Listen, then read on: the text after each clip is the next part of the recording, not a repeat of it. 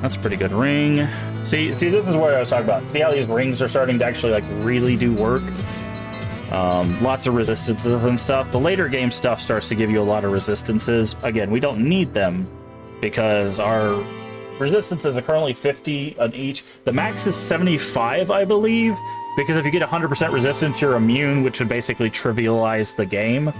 So they stop you at 75%. But so basically what it is the resistance looks at the damage, I think cuts it by 75%, and then it looks at your armor, which then cuts that damage down by a certain amount. And then that's, I think, how you do the calculation. There's probably a lot more math involved with it, but I think that's how it's roughly done. Whoa, what can I do for you? But, yeah. So, very cool. Also, showed off one last time. This is the Hellfire exclusive Thunderclap, which is a charge bolt on hits, which is little lightning things across the ground. 20 strength, resist lightning 30%, and 20% light radius. And best of all, it's a weapon that's indestructible. Does GOG have version keep the co-op? So there's two versions of co-op as far as I know. I do not know about Hellfire. I'll have to do research on it. But there's a LAN version of Diablo 1 that only does like LAN connections. And then I believe there's an online multiplayer version. All that come with the GOG version. So it's like LAN version, multiplayer version, and then there's Hellfire. And I'm not sure if Hellfire has multiplayer at all. But I do believe the other versions do have forms of multiplayer. What ails you, my friend? Okay, 1, 2, 3, 4, 5. I think that's enough, right? Oh, I think I might have grabbed a potion of healing by accident. So, like I said, I'd have to reach out. I'd have to research Hellfire, but I know you can at least play in the base game online, I believe. Okay, let's go talk to Adria. Because we need 5, 7 of those. I sense a soul. 1, 2, 3, 4, 5, 6. I'm gonna see if she actually has a magic. Yeah, she does have Elixir of Magic. Go ahead and buy that. That'll save us. Book of...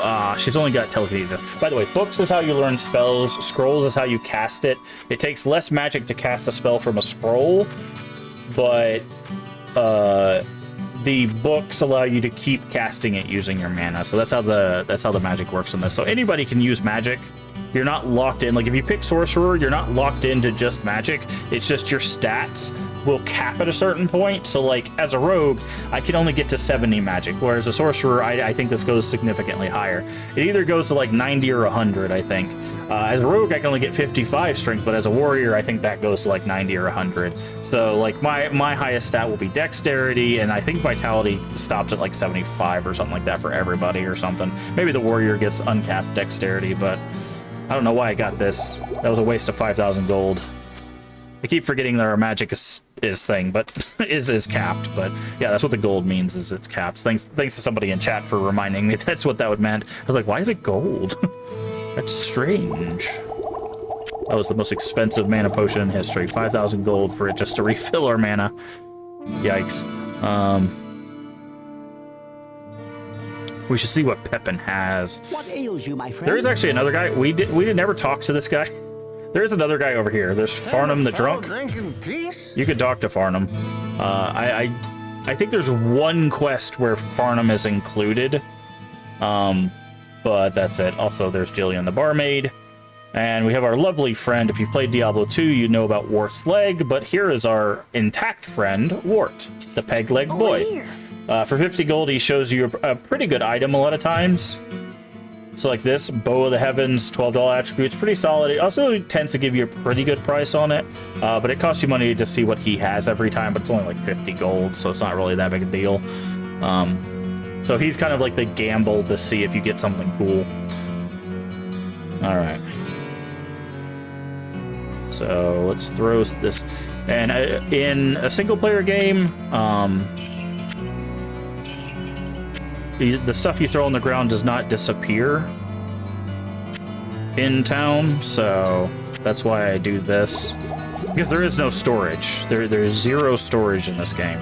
So you just this is your storage essentially. How much ground space can you take up?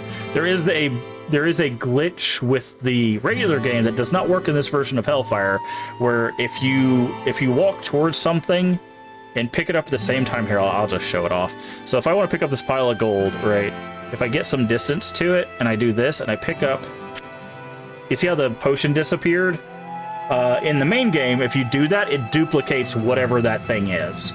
So it would have duplicated this 1330 or 4,330 gold, but it doesn't do that in Hellfire. But that's the duping glitch. It's also used for the speed run because once you get like one pile of 5,000, you can just go 5,000, 5,000, 5,000. You just stockpile money, and then you can buy whatever you want to buy, spells and all of that jazz. But yeah, there you go. So I just showed you that. But it, like I said, in Hellfire, it just disappears. All right, let's go down to Diablo. Actually, before we do that, let's not make the mistake and actually get a town portal scroll, which I don't have any money for. Almost forgot. That's Stone Curse. Okay. Oop. Grab that. But yeah, everybody's got like, I think there's three or four models for each character, depending on like what type of armor you're wearing. I sense a soul in search of answers. Let's buy a few of these, or should be good. She also recharges staffs, so if you're using staves to do magic stuff, which a sorcerer might do, she can basically, she does the repair essentially for a staff. Now there is combat staves in Hellfire because the monk exists, and you get those from Griswold. But yeah, no, we're gonna need more town portals because Diablo's floor is a little bit intense, let's say. So, all right, enough dilly-dallying. Let's go say hello to the Lord of Terror.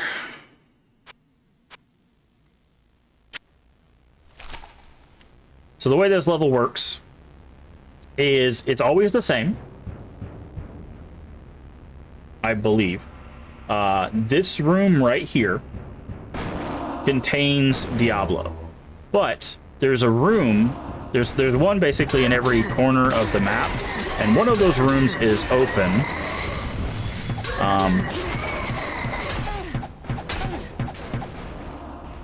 And the room that's open has a lever. You pull the lever and it opens another room, and then from that room, as you could guess, you pull a lever and it opens another room until you open all four corners, and then you fight Diablo. But the room is also chock full of, well, everything you can imagine. So I'm gonna do this. If you want to see our warrior playthrough, there's a boss right there. We did do a warrior playthrough a year ago of just the main game.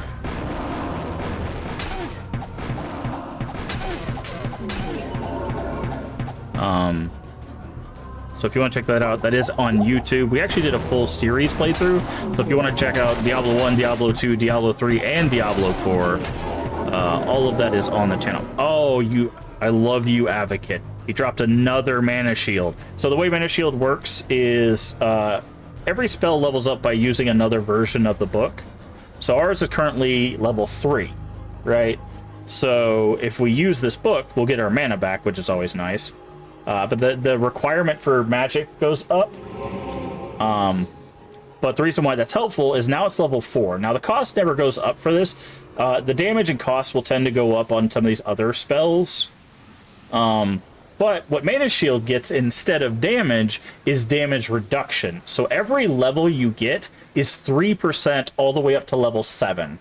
So we now have minus 12% damage while Mana Shield is up. That's why I said this spell as a sorcerer is your bread and butter, because this basically means that you fill your bar with mana potions, and as long as you keep Mana Shield up, you're golden. You don't need health potions because they never hit your health.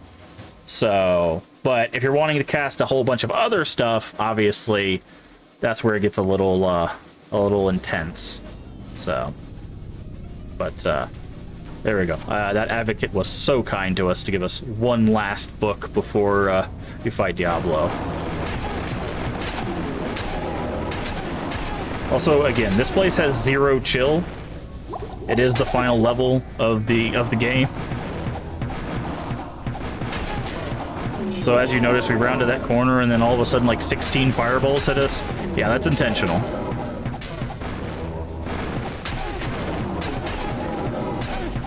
Okay. I was taking some health damage before I put my shield back up. And again, this is with max fire resistance, by the way. They're still doing this much damage with max fire resist. So imagine coming down here with no fire resist.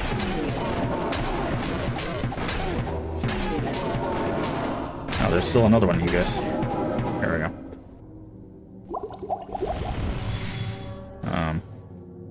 But yeah. Yep. Again, it's a difficult game. Diablo might actually be in this one now that I think about it. I think maybe the 4 squares rotate, but I could have swore that Diablo is always in the bottom right. Oh, there's a long battle bow there. Came back this way. And we don't have to kill everything. It's just, if you watch our warrior playthrough, we definitely didn't kill anything. We actually kited Diablo to a place where we could slap him up against the wall. And that's how we beat Diablo as the warrior. We just had a knockback sword that just kept smacking him up against the wall. It was absolutely hilarious. I do recommend at least watching the ending of the Diablo playthrough to see that. If you want to see what it's like to turn Diablo into a little bit of a chump. Don't get me wrong, I think he killed us like 2 or 3 times before we got to that point, but... got through our shield right as I was trying to get around. I was like, keep teleporting, see what happens. You can get shot in your stupid face. Go ahead and save over that. I don't like saving when there's monsters like either on the screen or around the screen. Fighting these guys as a warrior is a little annoying because they do teleport around. You can get it to where you can like aggro them towards a corner, and then they'll just teleport around in like a corner and get slapped around. Also, if you can stun lock them in any way, they can't teleport. So, but they also don't have that much health. They only have 72 health, which at this point is negligible for our damage, because like it looks like we only do like 25 to 41, but as you can see, we're still one-shotting them on occasion. So there's other calculations going on in there. There were like 1 to 2 shotting them. These guys, on the other hand, always have 100 HP.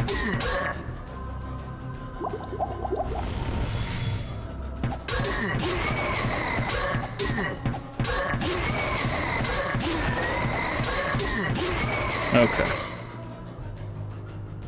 Got the great axe. Not a good axe, a great axe. But this is what I was talking about. See a warrior wielding this thing, 12 to 30 unidentified. Yeah, you can put in some work for that. I know you're around here. Joke's on you. You missed. Okay. So I'm clearing this out. Again, you don't have to do this, but I'm doing this because it feels good. And also, again, we did not do a whole lot of this as the warrior. We cleared out a good bit of it, but not all of it. So... I can't carry anymore. Yes, you can. I'm overburdened.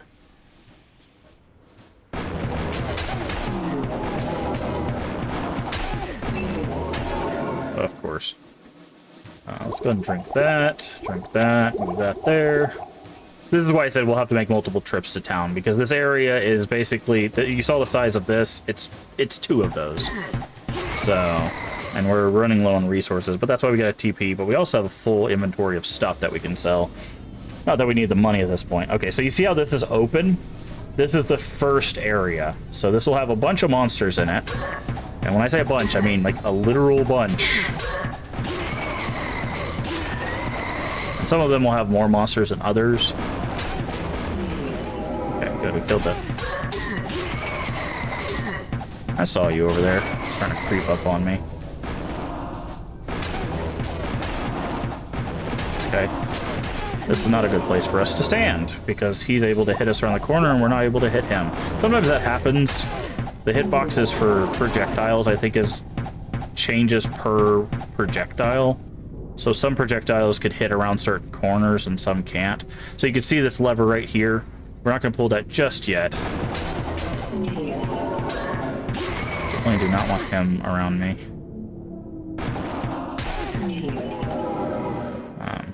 But the reason I'm using Mana Shield as a rogue is because it basically gives you 2 health bars, right? So I have 77 mana normally, which means that I get that on top of my 159. And of course, there's ways to make that higher vitality, items that give health. Don't sleep on items that give health, by the way. A lot of times people will be like, oh, it's only 50 health. That's a lot of health in this game. 50 health is nothing to, like, sneeze at. Because if you look, 50 health is a third of our health. So if we had a piece of armor that gave us 50 health, that's a boost.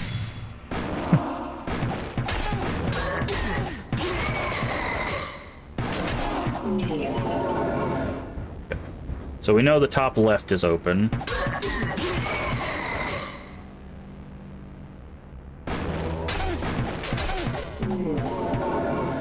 Okay, so we are out of mana potions, so now we're gonna have to start relying on our health.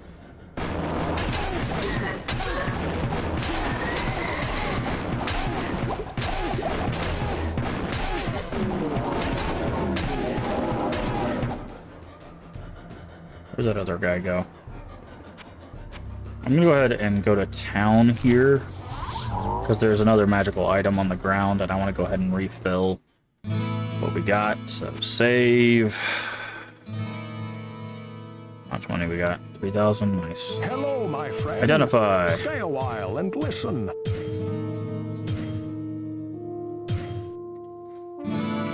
Diamond bow. Play sorcery.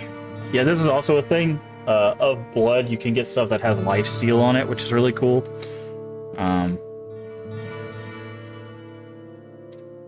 I do recommend, if you're playing, honestly, if you can get it on any character, but if you're playing a melee character especially, fastest hit recovery means that when they hit you and you normally go, like that, fastest makes you go, and you just like jump back and you can swing faster.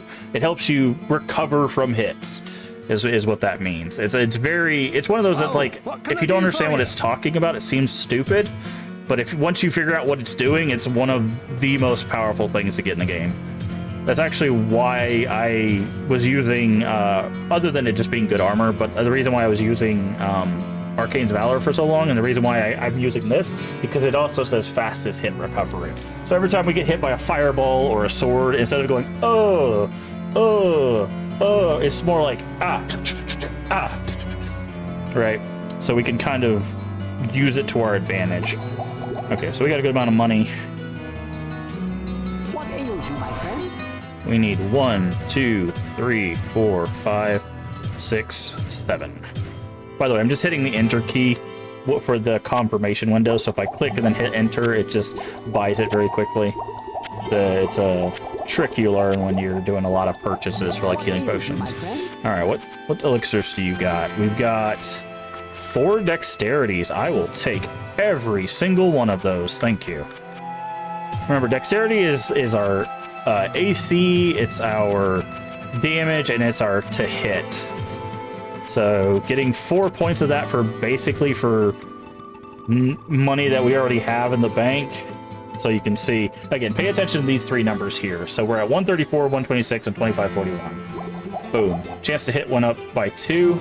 Hit it again. Damage went up by 1 on either side of it. And now our armor went up. So you could see that just getting those free stats was able to... I'm going to go ahead and move our stones down here. Was able to do some upgrades for us. Okay, we still need... So let's throw this on the ground. Actually, no, let's keep 10,000 with us just in case Adria has an elixir of something. If she has strength or magic, we can't use them. Our stats on those are maxed out. But if it's dexterity, or even if we get very lucky and get vitality, vitality is very rare to get from the shops. It's just very rare in general because it's the most powerful. I will take an elixir of dexterity. Book. I was hoping for one more book, but But yeah, okay. So we need 1, 2, 3, 4, 5, 6, 7, 8, 9, 10. Only reason I'm getting 10 is because we use one now to fill up. More chance to hit. And then we'll use another one to fill up. Now, you can put these on your bar, by the way. I don't put them on the bar. I'm just used to using them from my inventory. But you can't put them on your bar. There's nothing against that.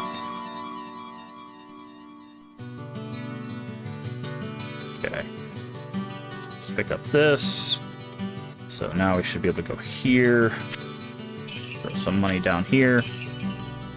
Yeah, you gotta be careful. If you don't put it at your feet, sometimes it'll just throw it in a random direction. So we'll just do that. I like keeping the one that's not a 5,000 separate, but yeah, all of this is 5,000 gold. Once you get to the end of the game, gold no longer really becomes too much of an issue unless you do what we did and use a whole bunch of resources and not replenish them, essentially. Grab a town portal scroll before we forget.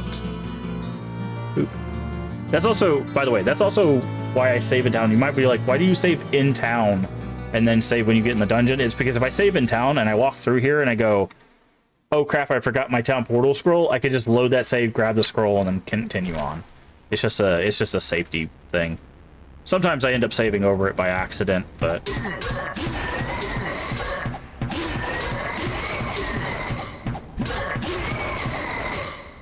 that's a-okay. Yeah, if you get close to him, you see that little blue thing that he did? That little blue Nova? Nova is a super weak spell for these guys. So that's why I said as a warrior, if you get close to him and get him in a corner, they'll just spam Nova, which basically, with enough resistance, is meaningless. And I forgot to put on Mana Shield because I'm a dingus. So I'm gonna Mana Shield and immediately use this and this. I always do that. I don't usually use magic outside of Mana Shield, so I don't really remember to, like, equip it, essentially, when we get into a dungeon. Alright, teleport up here. I know you're going to.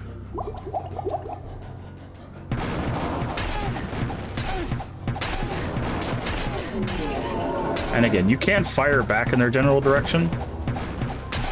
And sometimes you hit them and sometimes you don't, but they do have better accuracy, but if you serpentine, you can usually bait out a move before.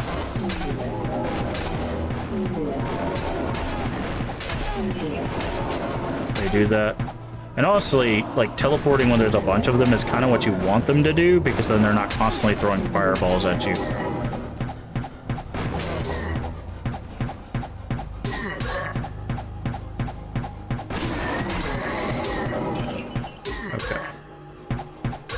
This is where audio is helpful, because I can keep shooting into the abyss and hitting things and killing them off screen, which is very helpful for us.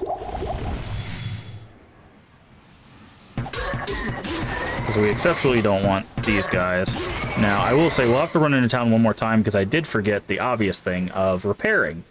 But thankfully, since we used the thing that increased the durability of this, it's up to 100 now instead of like the 50 that it had. Rings and amulets don't break. Certain items, like this one doesn't have it, but certain items do have indestructible, which means they don't have durability. So like that weapon that we have, that lightning hammer that we have, that's indestructible, which means that you never have to repair it. It doesn't break.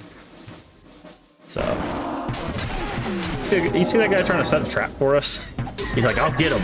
Wait for him around the corner. And then they're like, wait a second. Why am I this close? I'm a wizard. And then they die. Alright. Alright, so we're going to pull this first lever. I believe it opens this one. But if we watch the map, you can actually see. So when we pull this, it should have opened one of them. I guess it opens this one? I could have swore it opened... Oh, there it is. Yeah, see, so you see that this wall is open here at the top right above me. So that's how you know that this is the next one. And then this one opens, I believe, the bottom left. And then that one will open the bottom right, which is where Diablo and like 50 monsters are. I'm not even kidding. There's so many monsters in there. It's absolutely ridiculous.